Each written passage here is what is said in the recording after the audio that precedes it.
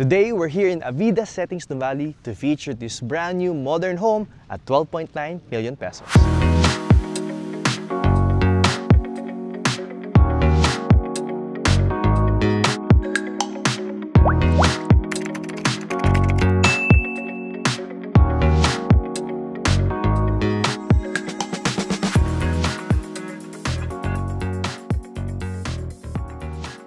If you have been looking for a house and lot that's inside Nuvali, or you like to invest inside Nuvali, well, this might be the one for you. This is located inside Avida Settings Nuvali, very close to Xavier Nuvali and Miriam College Nuvali, and also Everest Academy.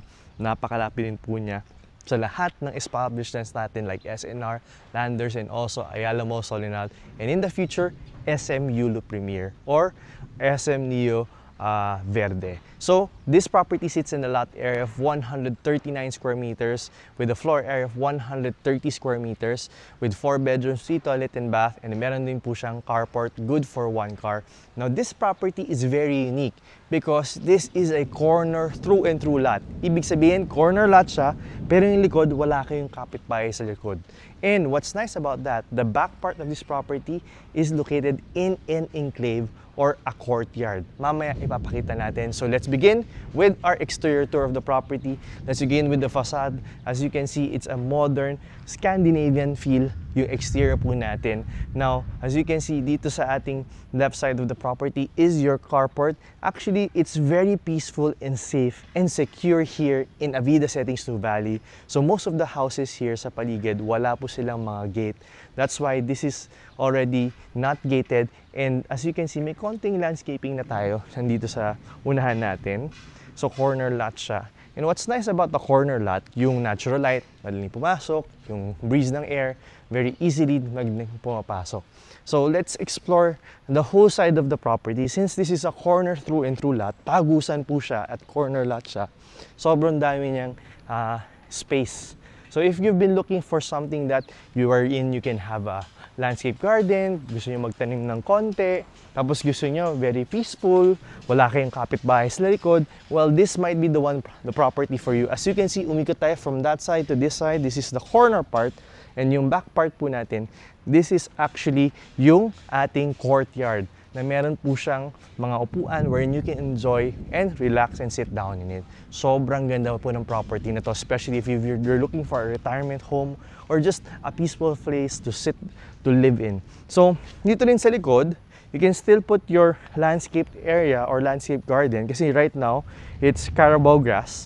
So, pero, if you're the owner na, you can convert it into a much more lush garden. Now, here at the back, you have your patio at the back, which leads to the living, dining, and also your kitchen area. And also here at the back would be your dirty kitchen. As you can see, meron na tayong polycarbonate roofing dito sa ating dirty kitchen. You have your countertop na may tiles, and then you also have your sink. You also can do your laundry here kasi meron na rin tayong saksakan. But one thing that I like to show you is to admire. Just imagine having breakfast and this is your view. You have a view of the lush garden outside.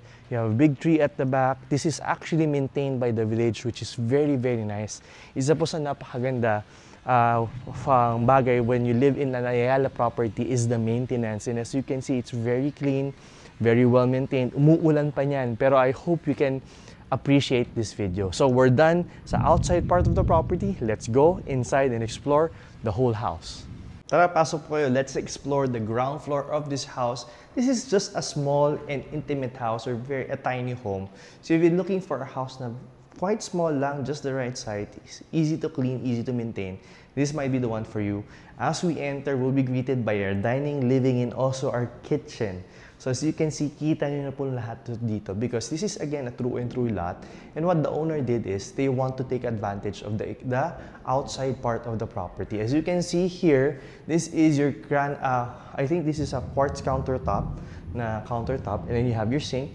You already have your Technogas Technic range hood, and you have your oven and cooktop. You have your cabinets or laminated cabinets, and you have a refrigerator included in the sale. As you can see, both sides of the property or from the end to end of the house, meron na po siyang 2 big size windows or 2 big size mirrors that allows the natural light of natural flow of light to come in. And also, pag binuksan natin yan, magiging breezy siya. But this is one thing that I want to show you. As you can see, you have a 4 sliding glass door panel with the view of the back part of your property. Let me just open it up so that you can appreciate it so much more. Just imagine waking up or having breakfast in the mornings in this house and with that view of the outside. And just imagine if you have children and they like to explore the outside, hindi na nila kailangan pumunta pa ng malayo to go into clubhouse. Although this property is near the clubhouse, just imagine dyan lang sila sa likod ng property nyo, pwede na sila maglaro. So, sobrang safe because it's a courtyard or it's a small compound like living na pwedeng kayo lang or just a few of the neighbors will enjoy. And also here in the ground floor, we have 1 bedroom. So this property, pagpasok pa lang natin, okay, we have your toilet and bath. So we have 3 toilet and bath here.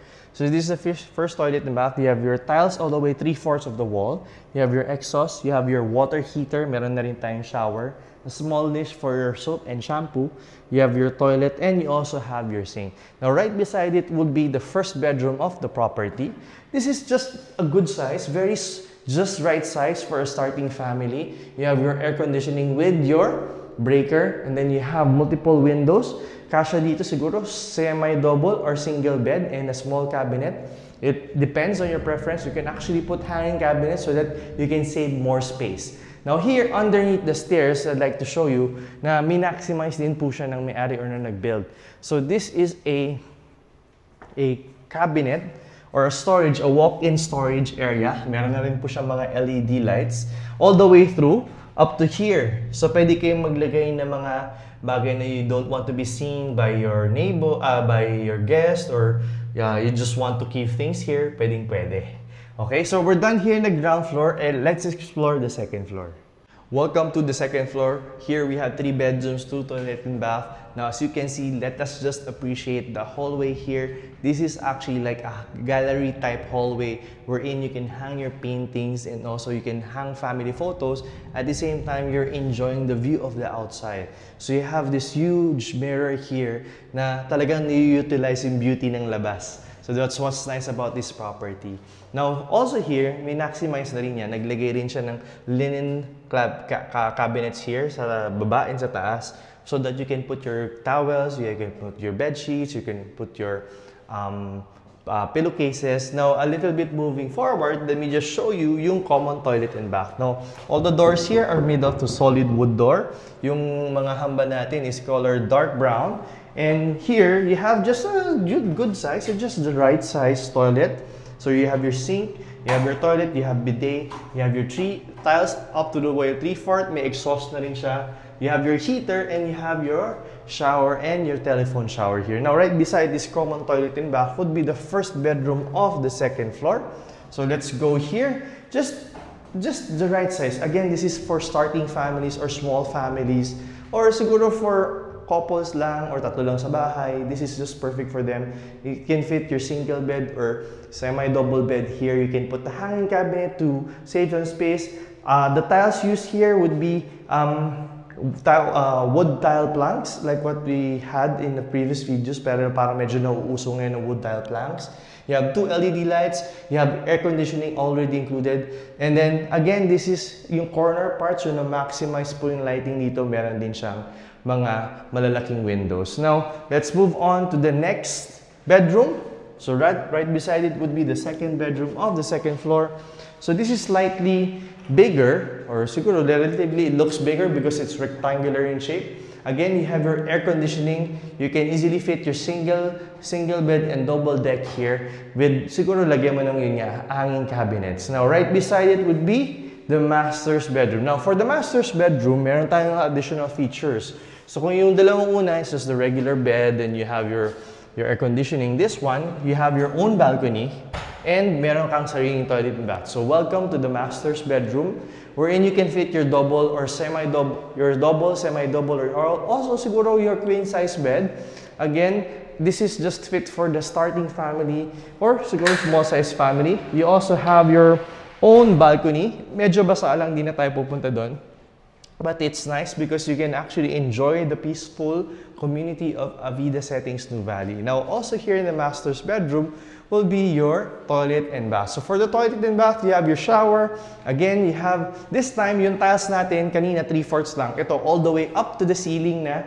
You have your sink, you have your toilet, and meron na rin tayong bidet. So, dyan po.